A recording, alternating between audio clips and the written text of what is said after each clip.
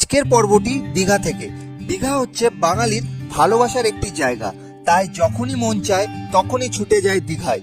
দীঘা হয়তো আপনি অনেকবারই এসেছেন, কিন্তু এক রাত্রি 2 দিনে সব থেকে কম খরচায় সম্পূর্ণ দীঘা আপনি কিভাবে ঘুরবেন, কোথায় বা থাকবেন, কোন হোটেলেই উঠবেন এবং সব থেকে ভালো খাবার কোন হোটেলটিতে পাবেন, তাই বেশি না দেরি করে শীত গ্রীষ্ম বর্ষা কোথাও বেড়াতে যেতে না পারলে দীঘাই হলো একমাত্র ভরসা।